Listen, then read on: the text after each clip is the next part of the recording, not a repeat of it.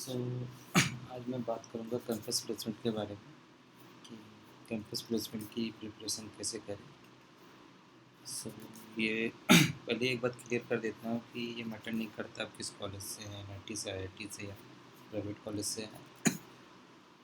ये डिपेंड करता है कि आपने कितने अच्छे तरह से चीज़ें की है। तो मैं बेसिकली फोकस करूँगा सीएससी और आईटी स्टूडेंट के लिए। सो एक्चुअली अगर आप अच्छे कॉलेज से हैं तो उसका एक बेनिफिट ये मिल जाता है कि आपके कॉलेज में अच्छी कंपनियां विजिट करती हैं, क्योंकि एलुमनाई नेटवर्क होता है। तो कंपनी उस जगह ज़्यादा जाना जहाँ पसंद करती है जहाँ ऑलरेडी जिस कॉलेज के एलुमनी ऑलरेडी उनके कंपनी में काम कर रहे हैं। बट ऐसा नहीं है कि अगर आपके एलुमनी किसी अच्छी कंपनी में नहीं है तो आपका अच्छा प्लेसमेंट नहीं होगा। उसके लिए आपको थोड़ा सा मेहनत करना पड़ेगा, चीज़ें सीखनी पड़ेंगी, पढ़नी पड़ेंगी और जाननी पड़ेंगी। उससे पहले आपको एक बात जानने की ज़रूरत है कि एक्चुअली कंपनियां कैंडिडेट में देखती क्या है। सो बेसिकली दो तरह की कंपनी होती है। एक होता है product based company, product based company. दूसरी होती है service based company.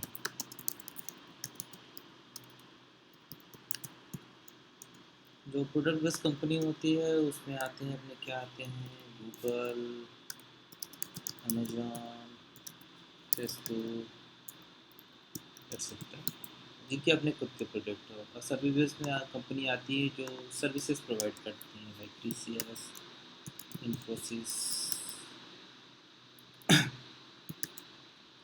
TCS, Infosys, IBM, Wipro और भी बहुत है जो सर्विस बेस्ड कंपनी होती है जो सर्विसेज प्रोवाइड करती है। तो ये दोनों में बहुत डिफरेंस होता है, बिकॉज प्रोडक्ट बेस्ड कंपनी का अलग इंटरव्यू प्रोसेस होता है, प्रोडक्ट सर्विस बेस्ड कंपनी का अलग इंटरव्यू प्रोसेस होता है।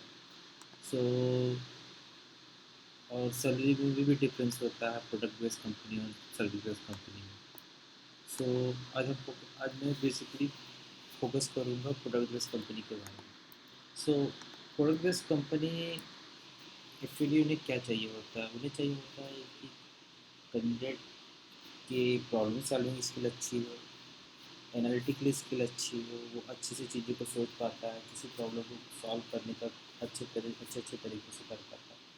सो बेसिकली ये सब चीज़ें वो देखता है, प्रोडक्ट बेस्ड कंपनी कैंडिडेट में देखती है। सो जब ये कंपनी कैंपस इंटरव्यू में जाती है तो बहुत सारे 4 से 5 राउंड कराती है, जिसमें मोस्ट ऑफ द टाइम वो डेटा स्ट्रक्चर, कोडिंग, एल्गोरिदम ये सब चीज़ों को फोकस करती है। बट उनसे ये मतलब नहीं होता कि आप वहाँ पे हर क्वेश्चन का सही जवाब दें, बट वो ये देखते हैं कैंडिडेट वो सोचता कैसे, चीज़ों को सॉल्व कैसे करता है। अप्रोच देखते हैं, बेसिकली उनकी अप्रोच देखते हैं। सो जिस गूगल, अमेजॉन, फेसबुक, ये सबका अपना अपना इंटरव्यू प्रोसेस है, अपना इंटरव्यू स्टाइल है।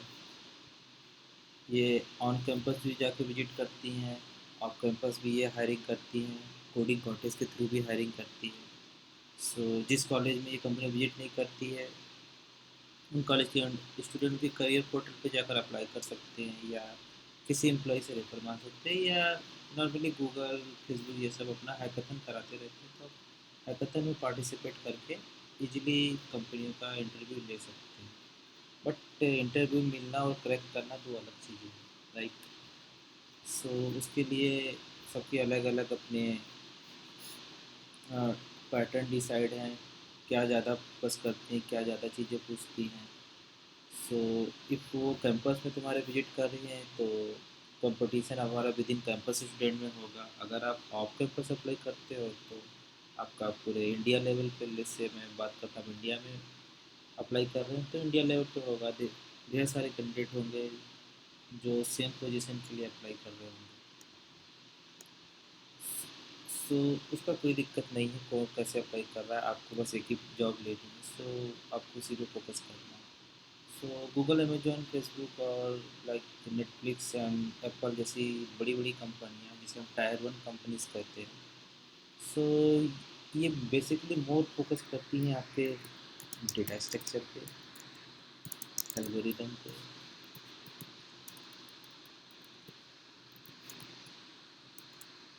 आपके प्रॉब्लम सॉल्विंग पे, analytical skills.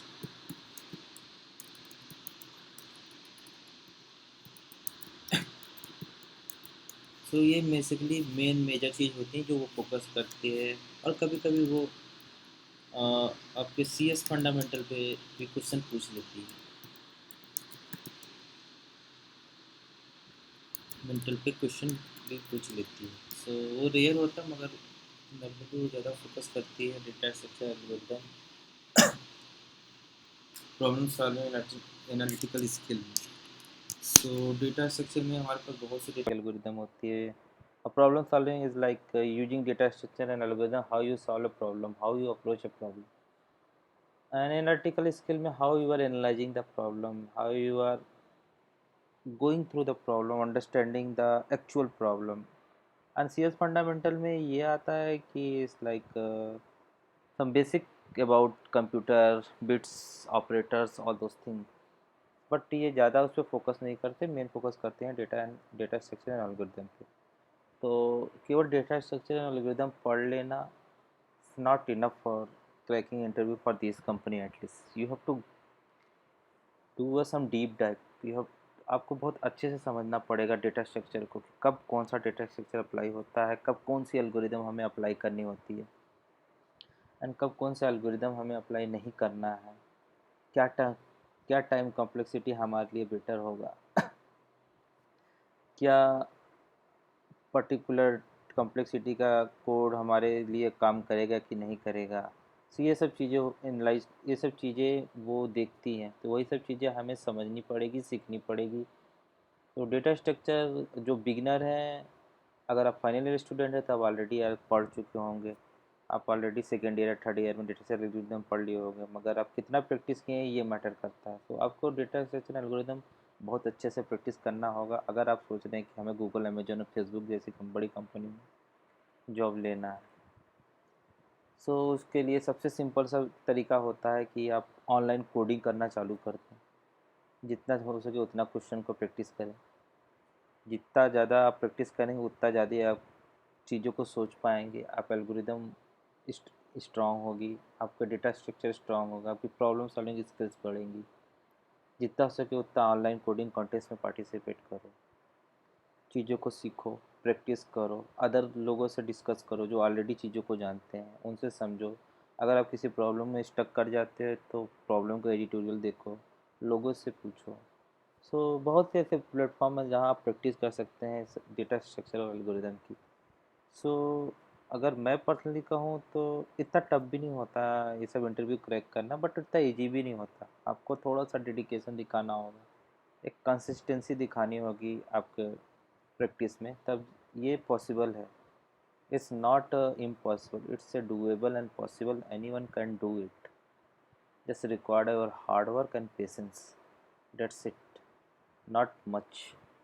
So service based company के बारे में क्या ही बोलूँ, like they in campus placement I think they just hired guys if you are good at communication skills and you are little bit good in expressing your ideas and all things. They don't ask much, they just do a aptitude round test and then one technical, the technical round like वो पूछेंगे आपसे basic basic चीज़ें computer के बारे में, DBMS operating system के बारे में बेसिक बेसिक पूछेंगे। सो नॉर्मली सर्विसेज कंपनी की 2 से 3 ही राउंड होते हैं, एंड प्रोडक्ट बेस्ड कंपनी के अपने मल्टीपल्स राउंड होते हैं, क्योंकि वो उनका, मैं पहले ही बता दिया, उनका जजिंग क्राइटेरिया अलग है और सर्विस बेस्ड का अलग ही है।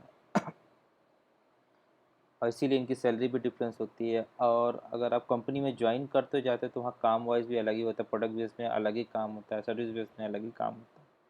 तो ऐसे बहुत सी चीज़ें हैं। तो अभी तो आई थिंक आप लोग को इतना समझ में आ गया होगा कि प्रोडक्ट बेस्ड कंपनी और सर्विस बेस्ड कंपनी की रिक्वायरमेंट क्या होती है और वो चाहते क्या है कैंडिडेट में। आगे भी मैं और डिटेल में वीडियो बनाऊंगा कि डेटा स्ट्रक्चर कहाँ से पढ़ें, एल्गोरिथम कहाँ से पढ़ें, प्रैक्टिस कैसे करें, शेड्यूल कैसे बनाएं, कंसिस्टेंसी कैसे बनाए रखें। तो आगे की वीडियो में हमें ये अपडेट करता रहूँगा। सो होप आप आगे की वीडियो का वेट करेंगे एंड मैं based on your response I will update more. तब तक के लिए धन्यवाद, थैंक यू फॉर वॉचिंग।